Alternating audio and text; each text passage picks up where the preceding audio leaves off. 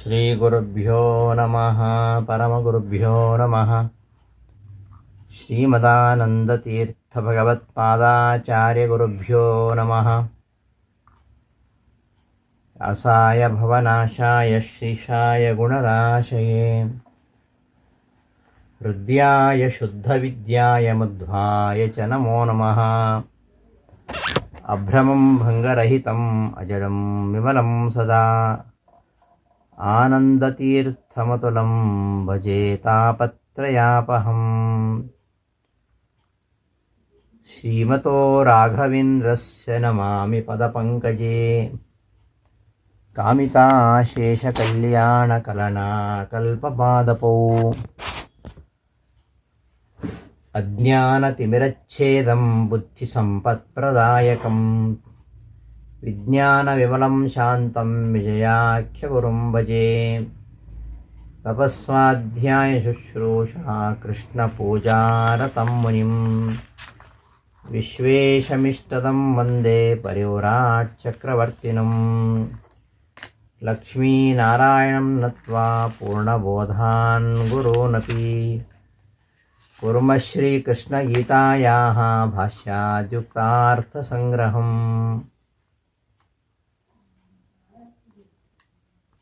ಶ್ರೀ ಗುರುಭ್ಯೋ ನಮಃ. ಆತ್ಮೀಯರೇ, ಗೀತಾವೃತ್ತಿ ಪಾಠಕ್ಕೆ ಸುಸ್ವಾಗತ. ಭಗವದ್ಗೀತೆಯ 18ನೇ ಅಧ್ಯಾಯ.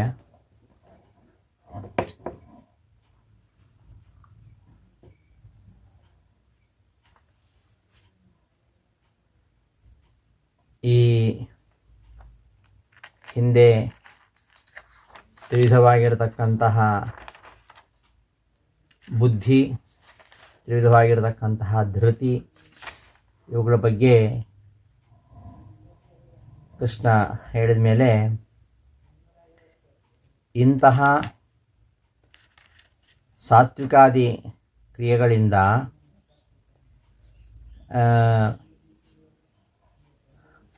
ಸಾತ್ವಿಕ ಕ್ರಿಯೆ, ಸಾತ್ವಿಕವಾದ ಕರ್ಮ, ಸಾತ್ವಿಕವಾದ ಬುದ್ಧಿ, ಸಾತ್ವಿಕ ಧೃತಿ ಇತ್ಯಾದಿಗಳಿಂದ ಆಗತಕ್ಕಂತಹ ಸುಖದಲ್ಲಿಯೂ ಕೂಡ ಏನಾದರೂ ಭೇದಗಳಿವೆಯಾ ಅಂತಂದರೆ ಅದನ್ನು ಹೇಳಿಕೊಟ್ಟಿದ್ದಾನೆ. ಸುಖದಲ್ಲಿಯೂ ಕೂಡ ಸಾತ್ವಿಕಾದಿ ತ್ರಿವಿಧ ಭೇದ ಇವೆ.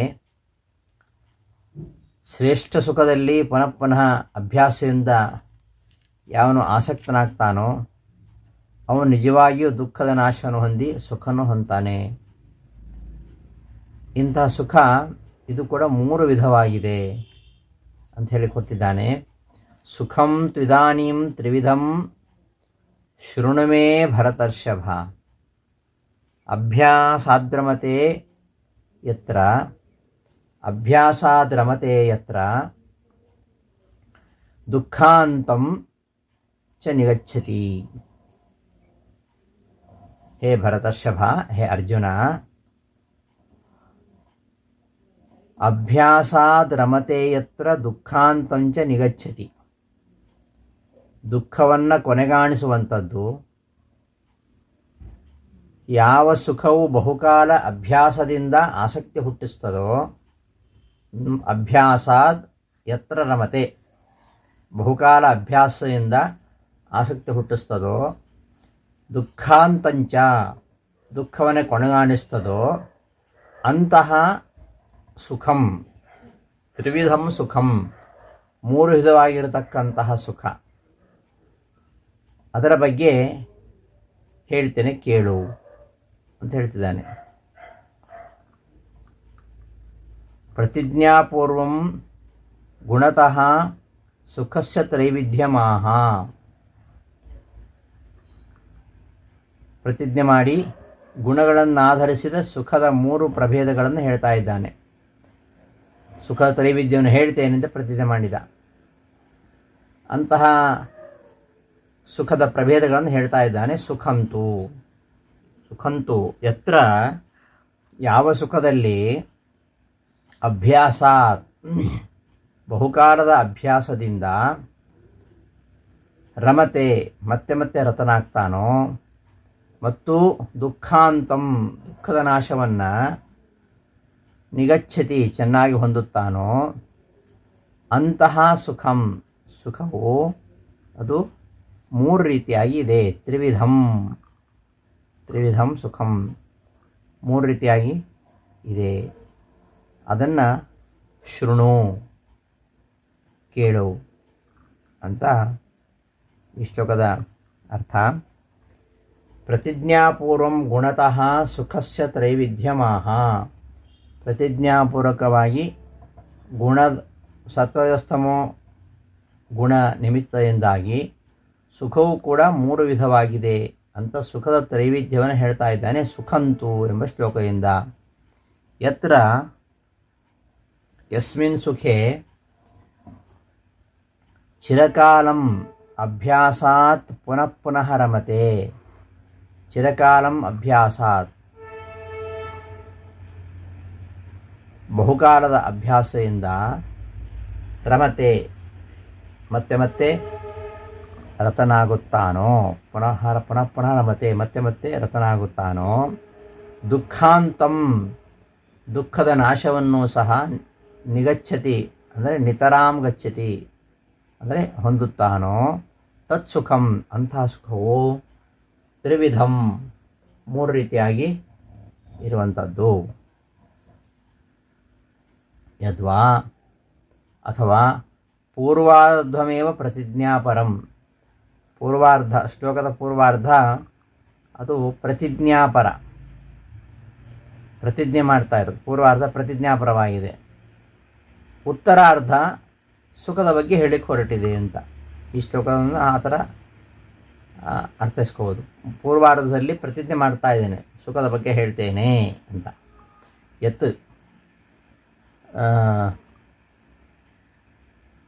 ಎತ್ತದಗ್ರೆ ಅದು ಮುಂದಿನ ಶ್ಲೋಕ.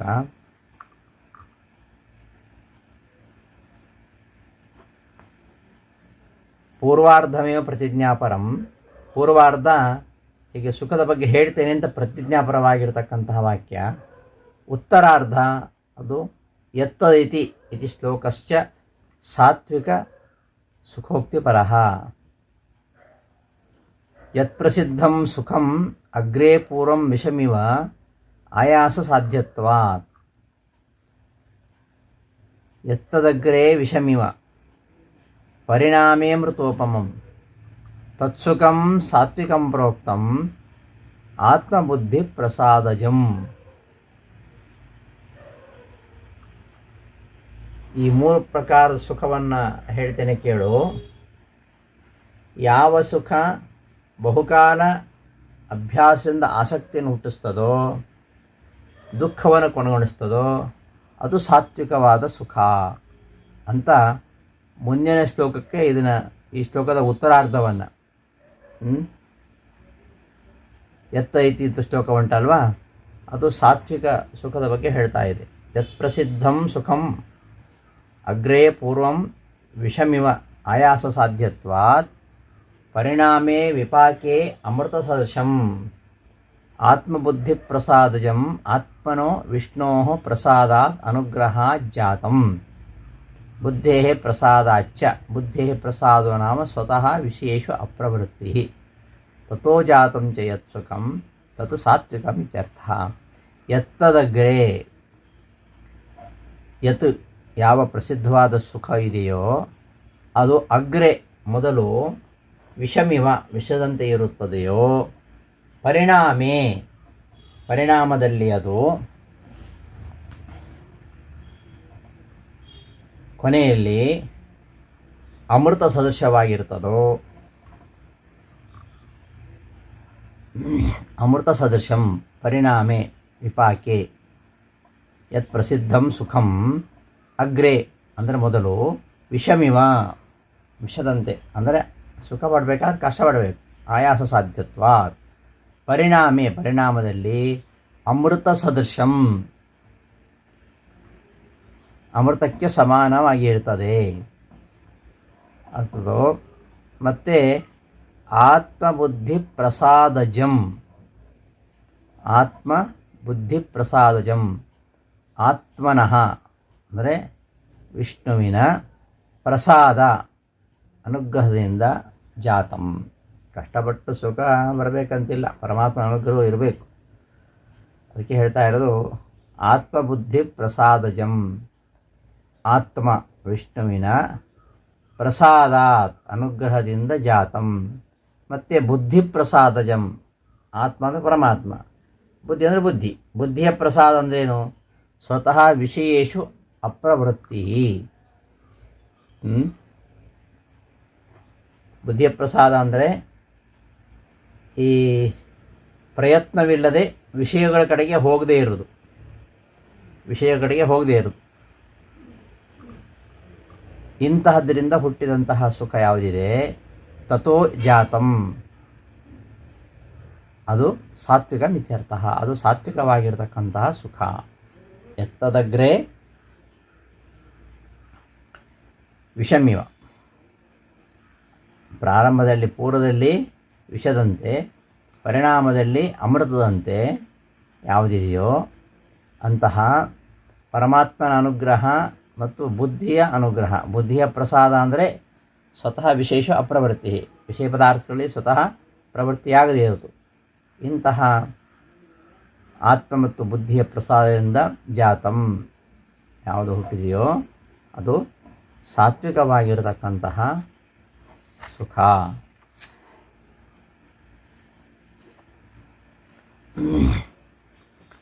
ಆರಂಭದಲ್ಲಿ ಕಷ್ಟಪಡಬೇಕಾಗತ್ತೆ, ಪರಿಣಾಮ ಮಾತ್ರ ತೃಪ್ತಿಕರವಾಗಿರುತ್ತೆ. ಎತ್ತದಗ್ರೇ ವಿಷಮಿವ. ಆರಂಭದಲ್ಲಿ ವಿಷ ಬಂತು ನೋಡಿ, ಸಮುದ್ರ ಮಥನ ಮಾಡುವಾಗಲೂ ಕೂಡ ಅಮೃತ ಬರೋ ಮೊದಲು ವಿಷ ಬಂತು. ವಿಷ ಬಂದರೂ ಕೂಡ ಆ ಕಾರ್ಯದಿಂದ ವಿರಮಿಸದೆ ಮತ್ತೆ ಮುಂದುವರಿಸಲು ದೇವತೆಗಳು ಸಮುದ್ರ ಮಥನವನ್ನು, ಆಮೇಲೆ ಅಮೃತ ಪಡೆದರು. ಹಾಗೆಯೇ ಸುಖದಾಯಕ ಕಾರ್ಯಗಳೆಲ್ಲ ಯಾವತ್ತು ಆರಂಭದಲ್ಲಿ ಆಯಾಸ ಸಾಧ್ಯವಾಗಿರಬಹುದು, ಆದರೆ ಪರಿಣಾಮ ಮಾತ್ರ ಅಮೃತದಂತೆ. ಅದು ಭಗವಂತನಲ್ಲಿ ಆಸಕ್ತಿ, ಅವನ ಅನುಗ್ರಹ ಅದು ತಂದುಕೊಡ್ತದೆ.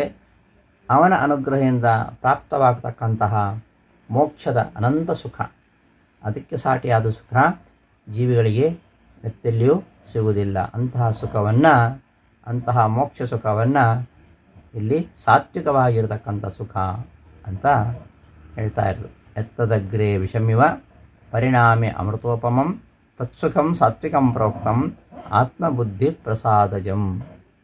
ಇದು ರಾಜಸವಾದ ಸುಖ ಅಂದರೆ ಯಾವುದು ಅಂದರೆ, ಈ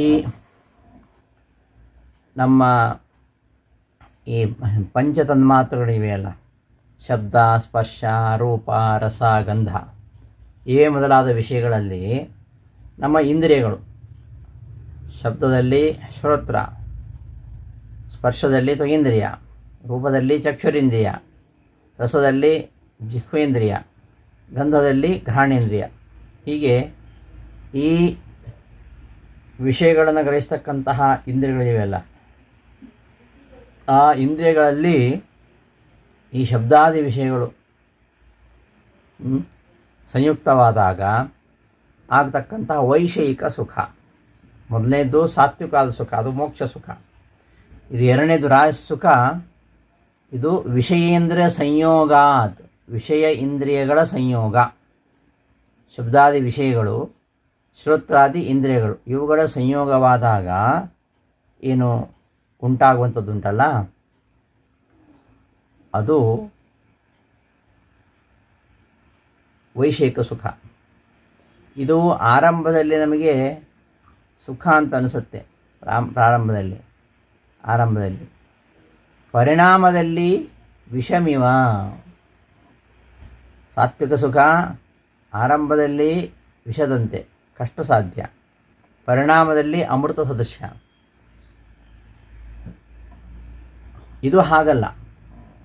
ಇದು ಆರಂಭದಲ್ಲಿ ವೈಷಯಿಕ ಸುಖ, ಆರಂಭದಲ್ಲಿ ಇದು ನಮಗೆ ಸುಖವನ್ನುಂಟು ಮಾಡುತ್ತೆ. ಆರಂಭದಲ್ಲಿ ಸುಖಕರ ಅಂತ ಅನಿಸುತ್ತೆ, ಪರಿಣಾಮದಲ್ಲಿ ಇದು ದುಃಖಕರವಾಗಿ ಇರ್ತದೆ. ಆದ್ದರಿಂದ ಇದು ರಾಜಸವಾದ ಸುಖ. ವಿಷಯೇಂದ್ರಿಯ ಸಂಯೋಗಾತ್, ವಿಷಯ ಇಂದ್ರಿಯಗಳ ಸಂಯೋಗದಿಂದ ಶಬ್ದಾದಿ ವಿಷಯಾಣಾಂ, ಶಬ್ದಾದಿ ವಿಷಯಗಳಿಗೆ, ಶ್ರೋತ್ರಾದಿ ಇಂದ್ರಿಯಾಣಾಂ, ಶ್ರೋತ್ರಾದಿ ಇಂದ್ರಿಯಗಳಿಗೆ ಆಗತಕ್ಕಂತಹ ಸಂಯೋಗದಿಂದ ಉತ್ಪನ್ನ ವಿಷಯಾನುಭವೇನ ಉಂಟಾಗತಕ್ಕಂತಹ ಆ ವೈಷಯಿಕ ಸುಖಾನುಭವ ಇದೆಯಲ್ಲ, ಅದು ಒಂದು ಸಾಂಸಾರಿಕ ಸುಖ ನಾವು ಹೇಳ್ತೇವೆ. ಅದು ಪ್ರಸಿದ್ಧವಾಗಿರ್ತಕ್ಕಂತಹ ಅನುಭವೇನ ಯಜ್ಜಾಯಮಾನಂ ಯತ್ ಪ್ರಸಿದ್ಧಂ ಸುಖಂ. ಅದು ಹೇಗೆ? ಅಗ್ರೇ ಪ್ರಥಮಂ ಅಮೃತ ಸದೃಶಂ, ಆರಂಭದಲ್ಲಿ ಅಮೃತದಂತೆ, ಪರಿಣಾಮೇ ವಿಷಮಿವ. ಅಗ್ರೇ ಅಮೃತೋಪಮಂ ಪರಿಣಾಮೇ ವಿಷಮಿವ. ಆರಂಭದಲ್ಲಿ ಅಮೃತದಷ್ಟು ಸದೃಶ, ಸುಖಕರವಾಗಿರುವಂಥದ್ದು. ವಿಪಾಕ್ಯ ಪರಿಣಾಮದಲ್ಲಿ ಅದು ವಿಷಮಿವ, ವಿಷದಂತೆ, ಕೊನೆಗೆ ಅದು ದುಃಖವನ್ನು ತಂದುಕೊಡುವಂಥದ್ದು. ಆದ್ದರಿಂದ ಈ ಸುಖವನ್ನು ರಾಜಸ ಸುಖ ಅಂತ ಹೇಳುವುದು.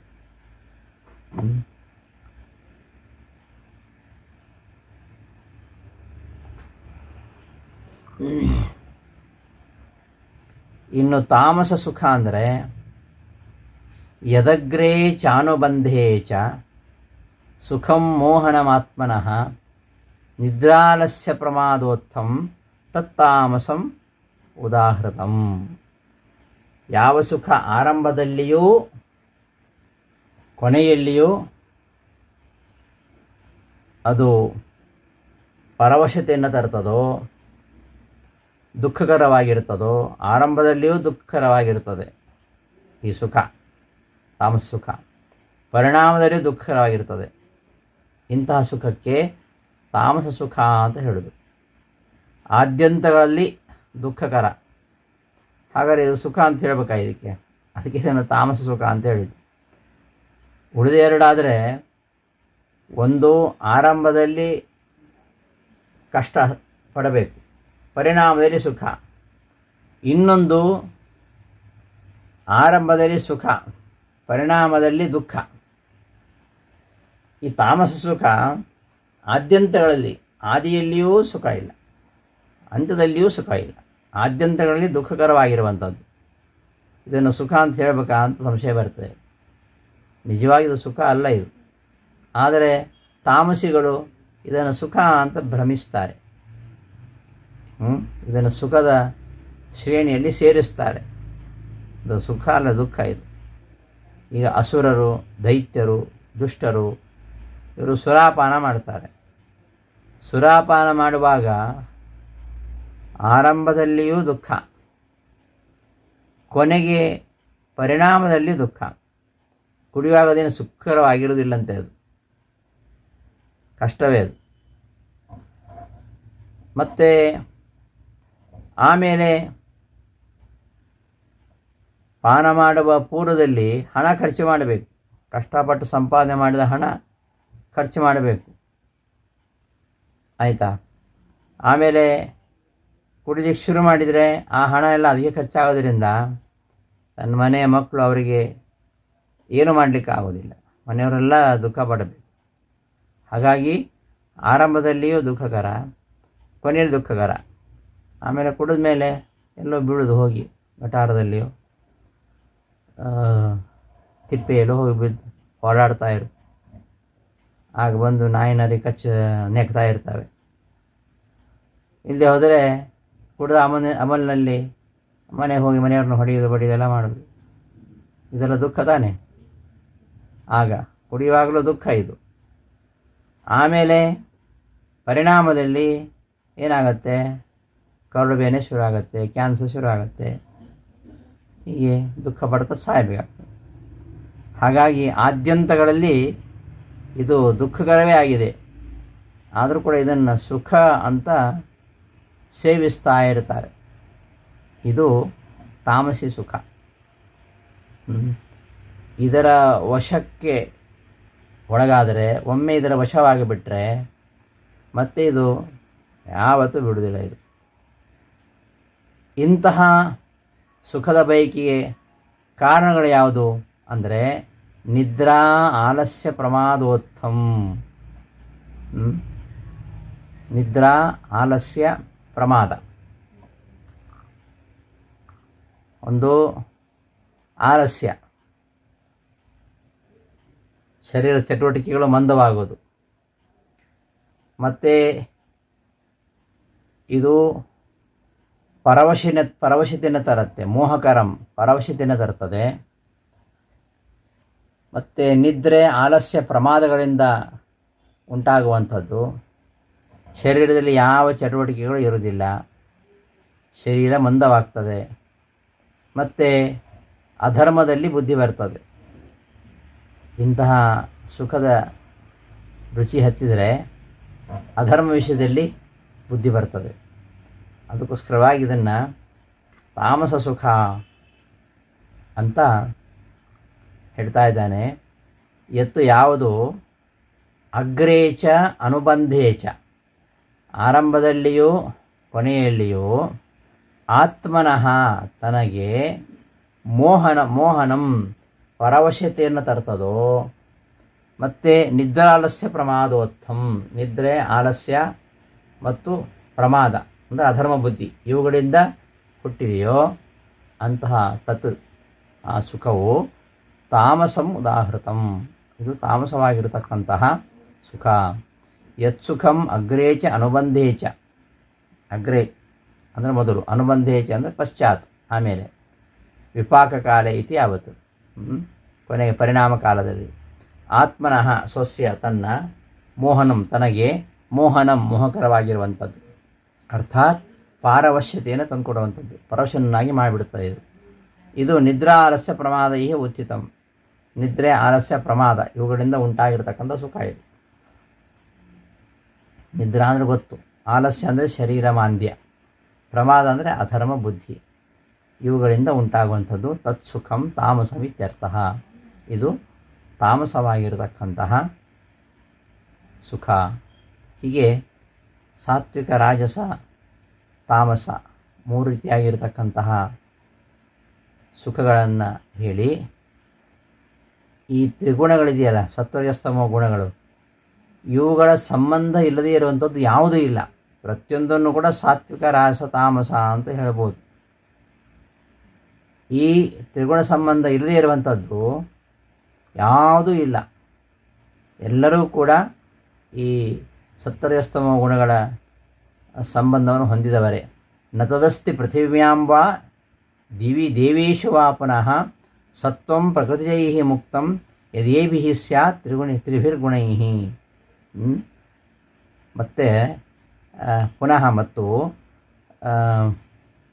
ಪೃಥಿವ್ಯಾಂ ಈ ಭೂಮಿಯಲ್ಲಿ ಆಗಲಿ, ದಿವಿ ಸ್ವರ್ಗದಲ್ಲಾಗಲಿ, ದೇವೇಶು ದೇವತೆಗಳಲ್ಲಾಗಲಿ, ನತದಸ್ತಿ ಇಲ್ಲವೇ ಇಲ್ಲ.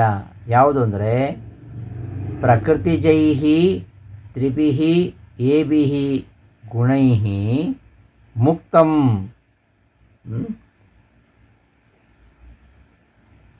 ಈ ಪ್ರಕೃತಿಜೈ ಪ್ರಕೃತಿಯ ಗುಣಗಳು, ಅಂತಹ ತ್ರಿಭಿ ಏಭಿ ಗುಣೈ ಈ ಮೂರು ಗುಣಗಳಿಂದ ಮುಕ್ತಂ ಮುಕ್ತವಾಗಿರುವಂಥದ್ದು ಸತ್ವಂ ಜೀವ ಸಮುದಾಯ ಭೂಮಿಯಲ್ಲಾಗಲಿ ಸ್ವರ್ಗದಲ್ಲಿ ಆಗಲಿ ಎಲ್ಲಿಯೂ ಕೂಡ ಇಲ್ಲವೇ ಇಲ್ಲ. ಎಲ್ಲ ಜೀವರು ಕೂಡ ಈ ಗುಣತ್ರಯಗಳಿಂದ ಬದ್ಧರಾಗಿದ್ದಾರೆ ಎಂಬುದನ್ನು ಮುಂದಿನ ಶ್ಲೋಕದಲ್ಲಿ ಕೃಷ್ಣ ಹೇಳ್ತಾ ಇದ್ದಾನೆ. ನ ತದಸ್ತಿ ಪೃಥಿವ್ಯಾಂ ವಾ ದಿವಿ ದೇವೇಶು ವಾ ಪುನಃ ಸತ್ವಂ ಪ್ರಕೃತಿಜೈ ಮುಕ್ತಂ ಯದೇಭಿ ಸ್ಯಾತ್ ತ್ರಿಭಿಃ ಗುಣೈಃ. ಸರ್ವಜೀವಾನಾಂ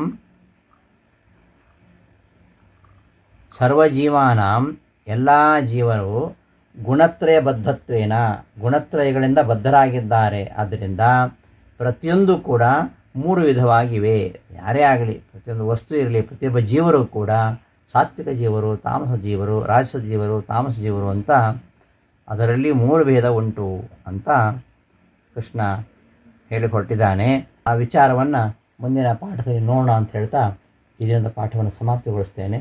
ಶ್ರೀಕೃಷ್ಣ ಅರ್ಪಣಮಸ್ತು. ಧನ್ಯವಾದಗಳು.